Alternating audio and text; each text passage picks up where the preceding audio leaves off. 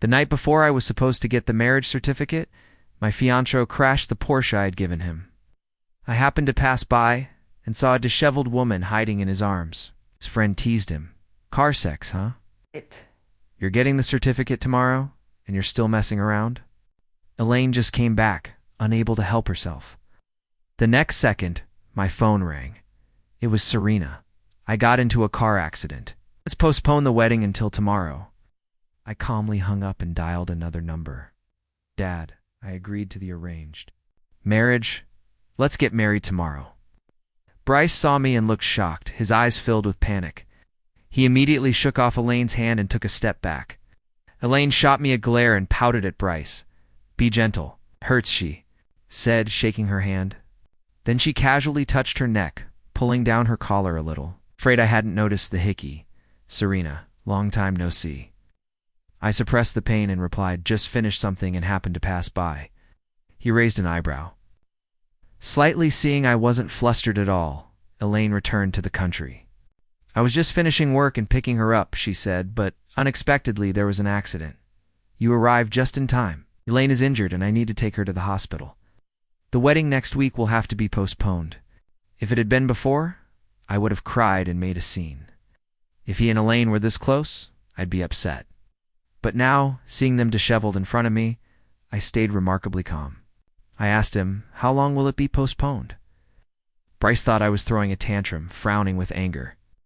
You don't have to look like you're about to die. As long as Elaine gets better, I'll marry you right away. I was the one driving, and I'm responsible for tonight's accident, I said. You can act however you want usually, but when it's time to be magnanimous, don't throw a tantrum. His impatience made me feel utterly ashamed and cold, like ashes in my heart. I asked steadily, how long will the delay be? His expression grew even more impatient. The timing is undecided. Depends on when I can sort things out. I looked at him for a moment, then finally nodded. All right, you set the time. You can delay as long as you want. The wedding will go on as planned with a different groom. I told him you don't have to look so miserable. As soon as Elaine is healed, I'll marry you right away. Took Elaine to the hospital. Before I could respond, he took Elaine and left. Their playful banter floated to my ears with the evening breeze. Just watch, no matter how much I delay, she'll still beg me to marry her. Serena is crazy in love with me. She can't live without me. But this time, he miscalculated. No one wants to be a doormat forever. I contacted my assistant to handle the scene. On the way back, I called my dad. Dad, the wedding is still next week, but the groom has changed. I've agreed to the arranged marriage. For a moment, and he asked seriously, have you thought this through? I replied, I've thought it through, Dad. You're right, a noble orchid doesn't go with wild grass. As soon as I got home and opened my phone, Elaine posted something. After 5 years apart, his kindness toward me remains unchanged. Today, a minor fender bender was just a small scratch. He was so nervous he took me to the hospital, worried that if we were late, the wound wouldn't heal. Bryce's infatuated reply was, 5 years, 10 years, even 100 years. As long as you need me, I will always be here. A wave of nausea swept through me, and the wedding photos in the room were blindingly bright. I grabbed a pair of scissors and cut them all to pieces, then threw them into the trash can.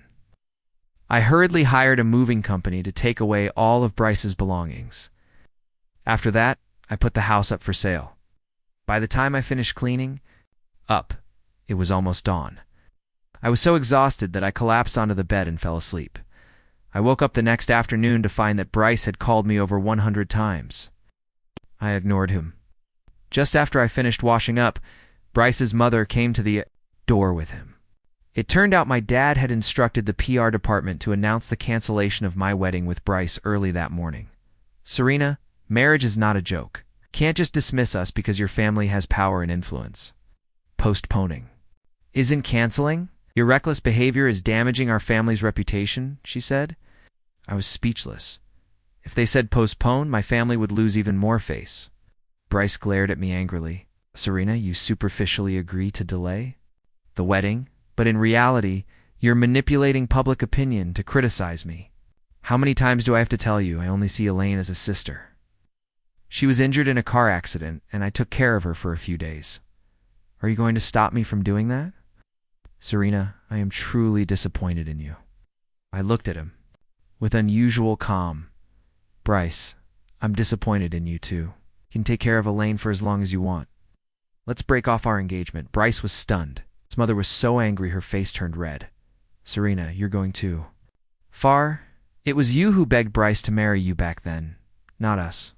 From the Long family's insistence on you, if you don't make a statement today, you'll be seen as reckless behavior, and I won't agree to this marriage, she snapped before storming off in a huff. She thought I would chase after her. Bryce looked at me arrogantly. Serena, you're really childish, threatening me with the cancellation of our marriage. I'll give you one last chance. You go apologize to my parents and seek their forgiveness. If they don't forgive you, I'll never marry you. The reason Bryce is so self-righteous is because of the confidence I gave him over these 5 years. Growing up without worries, pampered like a young lady in a castle, he encountered a proud, aloof college class president, which sparked his desire for a challenge. The more Bryce rejected me, the more determined I became to get closer. To him, I humbled myself and tried to win over Bryce's parents, as a princess raised in a castle.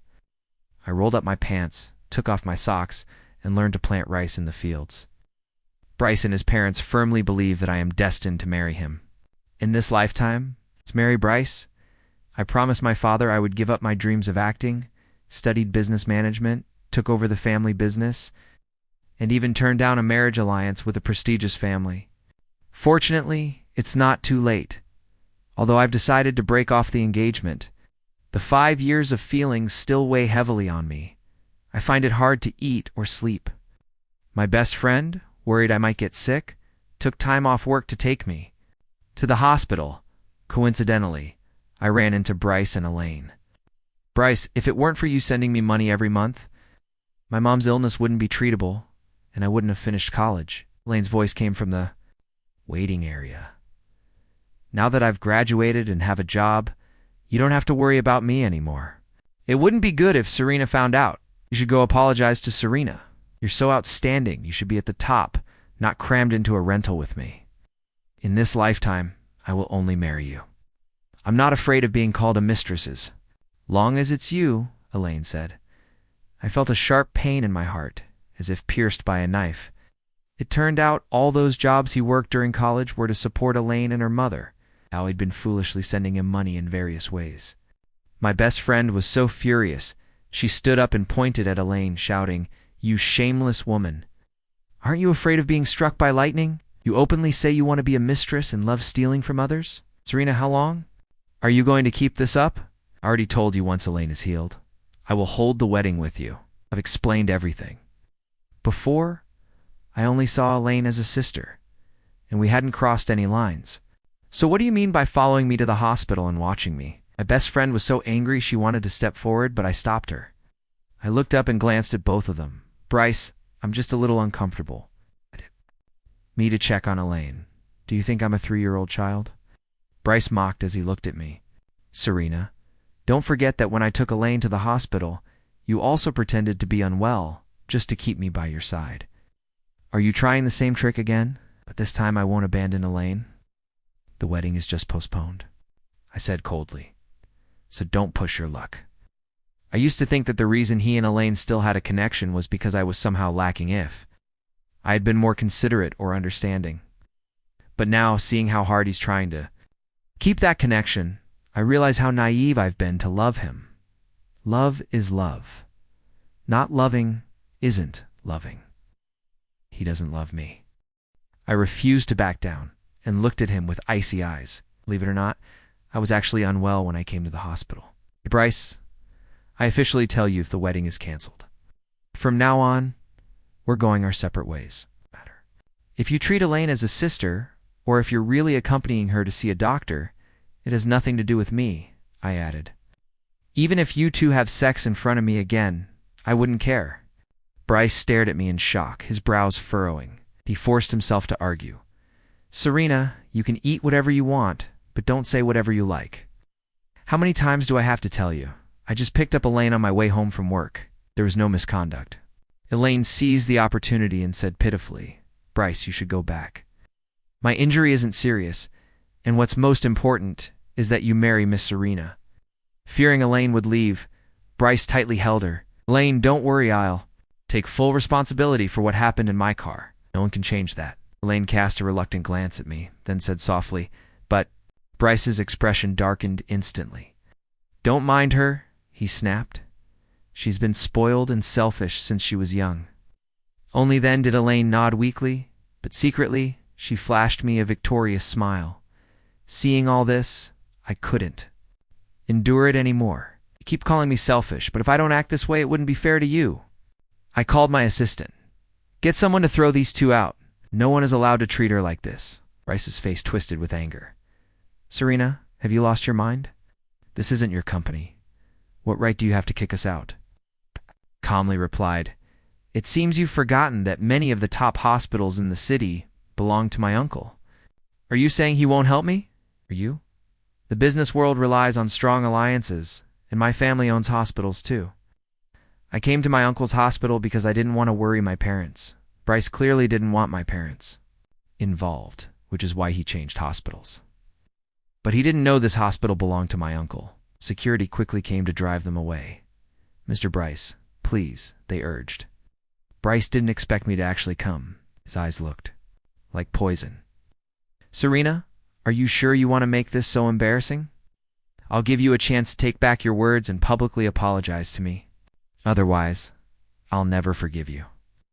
"Please don't forgive me," I said coldly. "Get them out of here immediately, and don't let them come back." Bryce, furious and humiliated, growled, "Serena, don't regret this. There are other hospitals in the city. Let's go." Bryce pulled Elaine away, and I chased after them all the way to the parking lot. "Stop," I called out. Bryce turned back with a smug smile. "Serena, I knew you'd regret chasing after me," he said. "But it's too late. Unless you publicly apologize to me and Elaine at the hospital, I will ignore you completely." I smiled coldly. "You might be disappointed. I'm here to get my car back. The wedding has been canceled, so I should be able to reclaim my car, right?" Bryce's expression darkened. "Serena, I was just about to give you one last chance, but it seems I was mistaken. Don't force me to end things with you. We've already broken up. Please return the keys to my car. I paid for it. Don't use my car to chase after your first love. It's disgusting." Bryce was seething with anger, gripping the car keys tightly, unwilling but unable to let go of her. After a moment, he threw the keys back at me. "Who cares about your junky car?" he said, turning to leave. I called out again, "Wait, please return my card as well." Bryce was furious now, glared at me fiercely. "Serena, do you think this will make me back down? I tell you, that's impossible. Less." I cut him off with a mocking smile. "Hurry up and pay.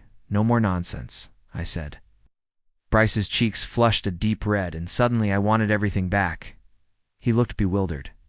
Without all that my family had given him, he was nothing. Just his salary. What could he do with that? Bryce was reluctant. If he gave it back to me, he probably couldn't even afford a taxi. I wasn't polite. "Mr. Bryce, are you unwilling to return my car? After 5 years together, as long as you publicly admit in the hospital lobby that you're a scumbag, I'll give you this car." Bryce stubbornly said, "This car was originally mine. Do I need to give it to you?" I let out a cold laugh. "Mr. Bryce, do you need me to explain what marital property is right here?" His face darkened so much it looked like it could squeeze out water. "Serena, don't think that just because you have money, you're special. Trying to use money to force me to change my mind will only push me further away. Then start with you returning the car and the card," I said. Bryce's hand clenched into a fist, his face taut. "You know very well, I don't usually carry cash. If you make me hand over the car and the card, I won't even be able to get around." How could a poor boy from the countryside develop a habit of using credit cards? I smiled coldly. "That's your problem. It has nothing to do with me." In a fit of rage, he threw his wallet and the keys onto the ground with force. "I don't care. Don't beg me to take it back." My best friend, unable to stand his attitude, was about to confront him, but I stopped her again. I bent down to pick up the wallet and keys. Seeing this, Elaine immediately stepped forward. "Bryce, don't be angry. I have money. I'll give you all of it she said. She handed him her cash, credit cards, and bank cards. As far as I knew, Elaine had been living off Bryce since she graduated, relying on him for everything. But Bryce's ears turned red. He looked moved. Seeing him with red eyes, it seemed he regretted not choosing her back then. My stomach churned again. Their display of affection made me feel sick. Elaine turned to me, her eyes red. Miss Serena, I may not have your financial power, but I love Bryce more than you do. I won't embarrass him in public, just out of spite. I smiled as I watched them walk away. My best friend teased from the side, "You can still smile, but what about the wedding in a few days?" That evening, my parents called me back for dinner to meet my future husband. In my memory, he was thin, often had a runny nose as a kid. After many years apart, he had become strikingly handsome, the chiseled face like a masterpiece crafted by an artist. He flew back from abroad, weary. From his travels, after hearing I agreed to the marriage, he asked, "Serena, have you really thought this through?" I said, "If you don't want to, then forget it." Before I could finish, he interrupted me abruptly, his eyes red. "If you're willing, let's go get the marriage certificate tomorrow. This is your choice, and I won't give you a chance to regret it." I was left with a face full of questions. Although we'd been betrothed since childhood, we hadn't had much private communication. Over the years, just the necessary dinners. Back then, I wanted to end the engagement because of Bryce, and Hunter didn't react. But I didn't expect him to be so anxious now. His words made me feel like he'd liked me for a long time. Before I could explore this further, my parents spoke up, saying it was time to finalize things. The two families were both prestigious and at the dinner table. After both sets of parents confirmed our intentions, they immediately arranged the wedding. Hunter's sudden confession surprised me. Turns out, he had liked me since childhood. When I repeatedly defended him against boys who bullied him, he was just too young then to understand what liking or loving really meant. At a middle school reunion, I jokingly teased him about his childhood frailty, hurting his pride. He vowed to change that impression of himself. We started learning martial arts together. When he went abroad in high school, he hoped that distance would make him more attractive and make me notice his good qualities. But unexpectedly, I ended up with Bryce. I wouldn't marry anyone but Hunter. Hunter knew that unless he changed himself, no one else could change the choices I made. So he prepared to bury this long-held crush deep in his heart. But he didn't expect that I would break up with Bryce, which is why he hurried back to the country. When my parents heard about his unrequited love, they were eager to get me married immediately. Honestly, I agreed to an arranged marriage partly out of spite, but after hearing Hunter's confession, I chose to be with the one who truly loves me. Of course, early the next morning, Hunter came to pick me up to get our marriage license. I couldn't help but tease him for being in such a hurry. His eyes were red and looked a bit pitiful. "I've waited 25 years, I said, "so I guess it's unnecessary to ask why you're here." I originally thought he was early because he was too excited, but it turned out he wanted to take a detour to eat eel noodles. I teased him, "After staying in such a beautiful country for so many years, can you still handle such spicy food?" He smiled and said, "I like whatever you like." His words reminded me of school days when we'd go out for hot pot, skewers, frog legs, eel dishes most wouldn't want to try. My friends usually refused to join me, but Hunter would silently accompany me every time. I'd order those dishes assuming he liked them too. Looking back, he hardly touched his chopsticks at first. But this time, he was the one ordering, and every dish was to my taste. He was really enjoying himself. There's no such thing as being born with a love for these things. It's all about accommodating each other. Hunter was willing to change for me. As for Bryce, he prefers light food. I've ordered hot pot before, but he said the smell made him want to vomit.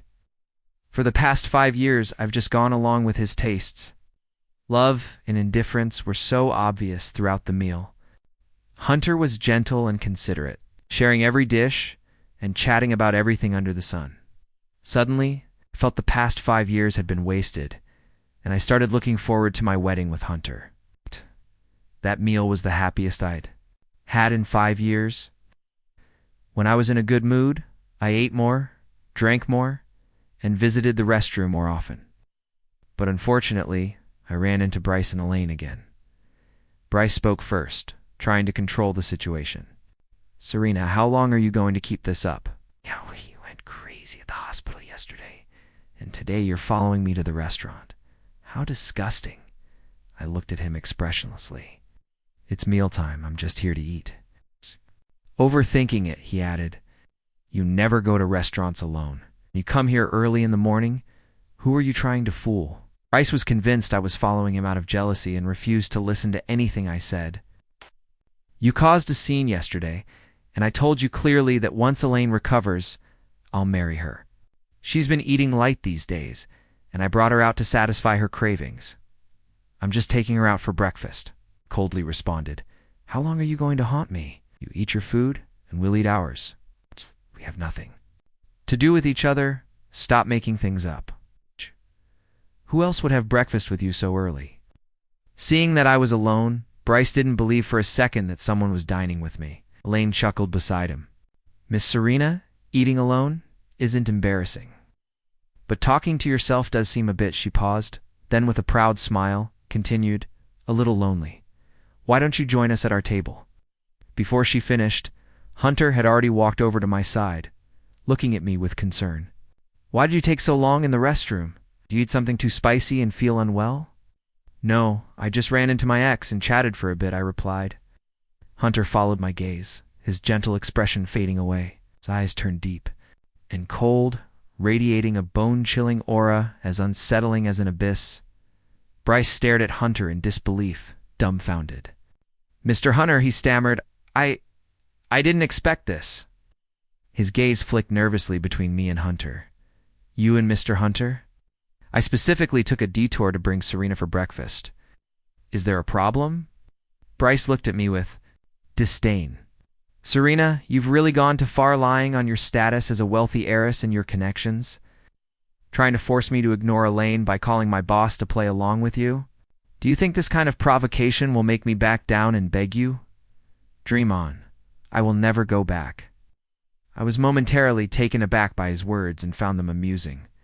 "Bryce, you are really too clever. Is there only you left among all the men in the world who meets my conditions? Isn't everyone around me better than you? Am I really foolish enough to hang myself on your tree?" This sentence completely enraged Bryce. He began to speak without thinking. "Serena, the whole world knows you're just a sycophant clinging to me. In college, you loudly declared on my birthday that you wouldn't marry anyone but me. And even today, you're still stalking me." Hunter suddenly threw a punch directly at him. Bryce covered his face. "Serena is my wife and your boss. If you keep talking nonsense, I'll ruin you," Hunter said fiercely. Bryce, afraid to provoke Hunter further, could only redirect his anger toward me. "Serena, you really have no shame wanting to marry me while being ambiguous with Mr. Hunter, did you sleep with him? You actually cooperating with him so well?" Hunter lifted his leg and kicked Bryce away, pinning him to the ground. His fist swung down on him. "I've said it before, Serena is my wife. You better show her some respect." Bryce was stunned. "Mr. Hunter, Serena's my fiancé. How can you act with her?" he said, trying to regain his composure. Then anger flared in him. "I am your employee. If you lay a hand on me again, I won't hold back. I'm hitting you as Serena's husband." Bryce's anger rose. "Don't go too far," Elaine quickly pulled him aside, worried about affecting Bryce's work. "Let it go," I told her. "There are other places to have breakfast. Let's find another one. It's not their family business. Why should we let them have it just because we came first?" Elaine suddenly covered her mouth and pretended to vomit. Her face was pale. She didn't need to say anything. Bryce was already anxious, seeing her like that. "Elaine, I'll take you to the hospital right away," Bryce said quickly. Didn't look back once until he disappeared from sight. Hunter wanted to stop Bryce, but I held him back. "Forget it. If something happens, it won't be worth it." As soon as I said that, Hunter understood immediately. His face darkened with anger. "How can you stand to see him bullying you like this?" I looked at the man in front of me who had just fiercely defended himself.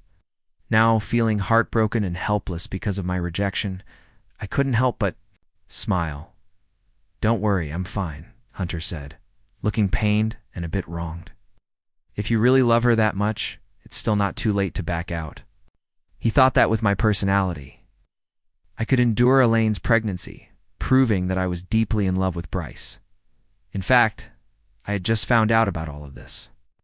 I looked at him with a headache. "Have you finished eating?" "Once you're done, let's go get the marriage certificate," I said. Hunter's eyes lit up.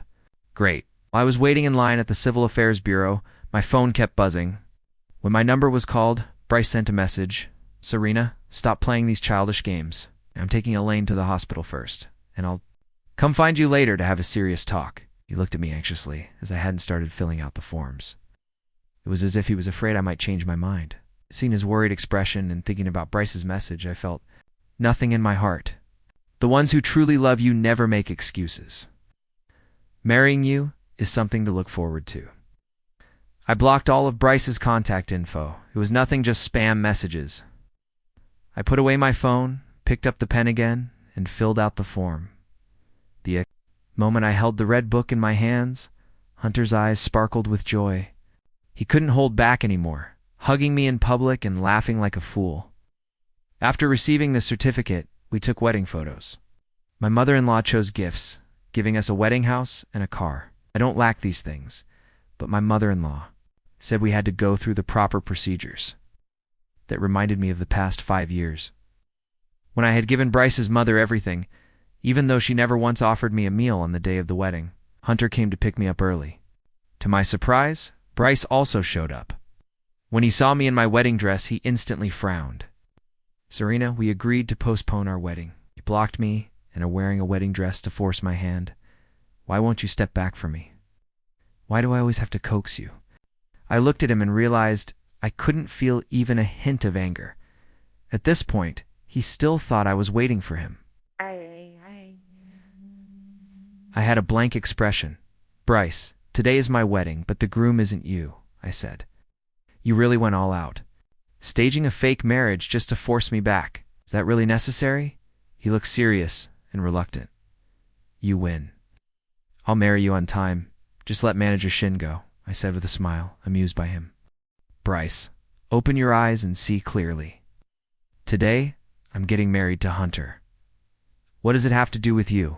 As soon as I finished, Hunter had already thrown a punch. I wanted Bryce to see that Serena could have a happy life, but it seemed that wouldn't happen at all. "Bryce, you're fired," Hunter announced. Bryce looked incredulous. "On what grounds? You steal my fiancé and then fire me? This is personal revenge." "So what if you're my boss? I'm going to report you." Bryce immediately made a report. Soon, HR called him to say he'd been fired by the boss's son, and compensation would be paid according to regulations. No matter how much he protested, Hunter had started from the bottom after graduating. Initially, he wanted to blend in with colleagues and didn't reveal his true identity. After he was promoted, there was no need to emphasize who he was. Everyone thought he was just an ordinary person. Bryce couldn't accept this twist at all. "Hunter, you're bullying me with your power." "So, what if you're the boss's son? You stole my fiancé, and I can still sue you." In short, Bryce truly didn't believe Hunter and I were genuinely married. Hunter was holding back because he didn't want any unpleasant interruptions on this joyful day. But he couldn't tolerate Bryce's arrogance anymore. Hunter took out the red booklet.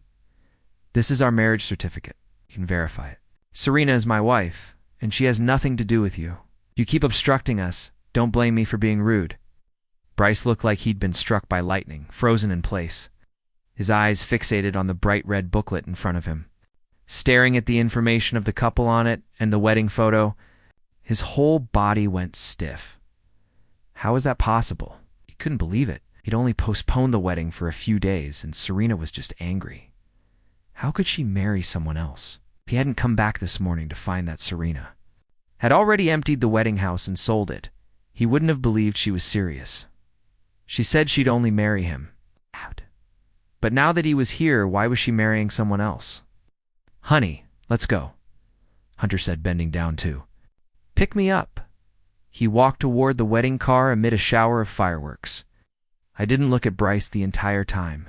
The wedding was grand and went smoothly. But I heard that a drunk person kept causing a scene, insisting he was the groom and trying to break into the venue, only to be thrown out by the bodyguards. After the wedding, Hunter took me back to the new house he had prepared. The layout and furnishings inside were quite similar to the wedding house I had with Bryce, with many things overlapping.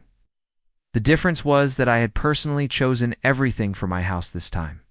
With Bryce, I was a bit surprised after all. Hunter and I hadn't been in contact, and our tastes had changed a lot since childhood. Seeing the confusion in my eyes, Hunter smiled and said, I often go back home. But your heart is all with someone else, leaving no time to look back. I mentioned that sometimes I felt like someone was watching me from behind. It happened quite often, and I even thought I was haunted. I asked my mom to accompany me to a Taoist temple. At first, I thought her hesitation was because she didn't. Want to go? But now I understand the real reason. I felt a warmth in my heart. But I teased her. Just peeking doesn't mean you can understand someone's preferences, right? Hunter shyly scratched his head. I shamelessly asked, Your mother, can I get a copy of your renovation list? I just want to save time on decorating when you come to live here later. That sentence caught my interest. I didn't expect him to be so thoughtful and calculating in his love for me. I asked him, How did you know that Bryce and I would break up? A year ago, I ran into Bryce and Elaine in the company parking lot. He didn't finish his sentence, but his eyes were full of pain. At that moment, I realized Bryce and Elaine had betrayed me long before. The encounters between them in the car weren't limited to the one I saw.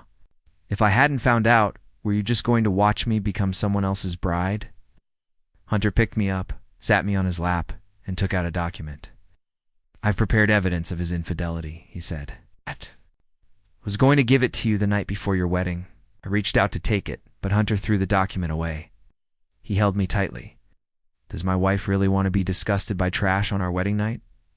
I smiled shyly. My husband is right. One moment of spring night is worth 1,000 gold. After we got married, Hunter treated me very well. During work, we were busy at our respective companies. But after work, he would come pick me up for dates that lasted until dawn. He said he wanted to make up for all the time he'd missed before. Many nights, I'd wake up in the middle of the night to find him not beside me, but busy working in the study.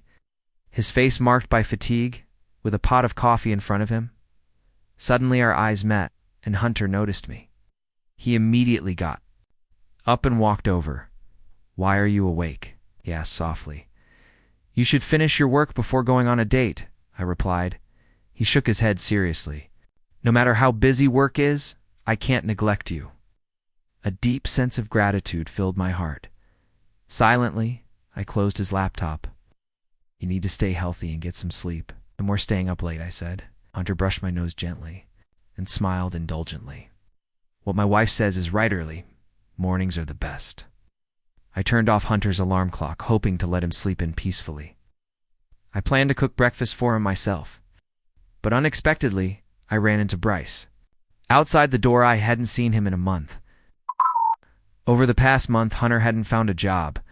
He said Elaine was pregnant, her health was fragile, and she needed to be protected during her pregnancy. Plus, there were family troubles that required money. Bryce's savings, built up over years of work, had gradually been drained by Elaine. He felt like he was at a dead end. That's why he thought of me. Bryce spoke with heartfelt vows, his words full of longing. Serena, I love only you.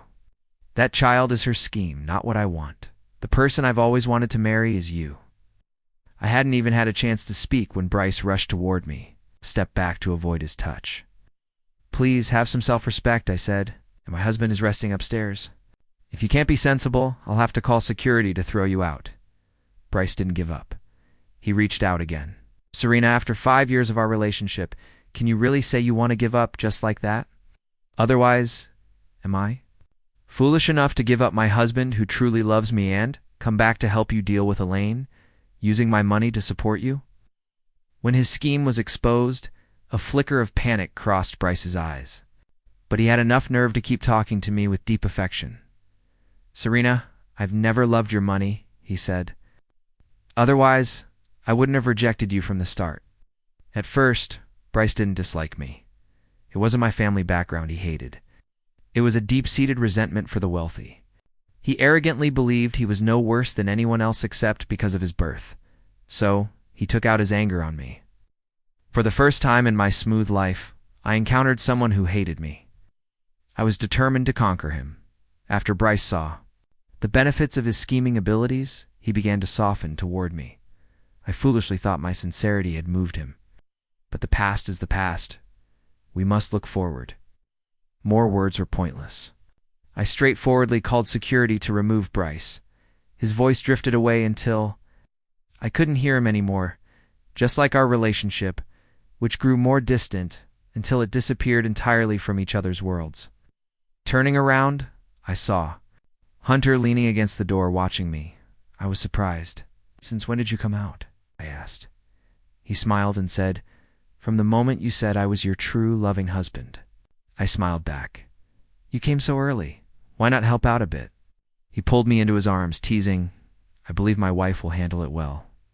I'm hungry. Let's go out for breakfast." A year later, I discovered I was pregnant while on vacation. Hunter was worried I might not adapt well, so he sent me back home on a private plane. My best friend came to visit me and casually mentioned that Bryce was completely deceived by Elaine, who pretended to protect the child. In the end, Elaine fabricated the story that the baby had died in the womb. In reality, she had already taken the child away. Bryce went crazy when he found out the truth, almost killing Elaine in public. "You bitch," he yelled. "You tricked me into giving you money to keep the baby, then secretly had an abortion.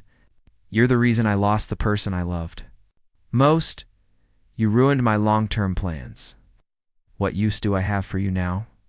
Do you think I should bear your children?" If everyone hadn't stopped him in time, Bryce would have choked Elaine to death that day. Listening, my heart remained completely unmoved, like I'd never seen Bryce before. A year later, I gave birth to my daughter. 3 years after that, Hunter and I went to pick her up from kindergarten. As I got into the car, I always felt like someone was watching me. But no matter how I looked around, I saw nothing. "What's wrong?" Hunter asked, noticing that something was off with me. I smiled and shook my head. "It's okay. Let's take the baby to the amusement park."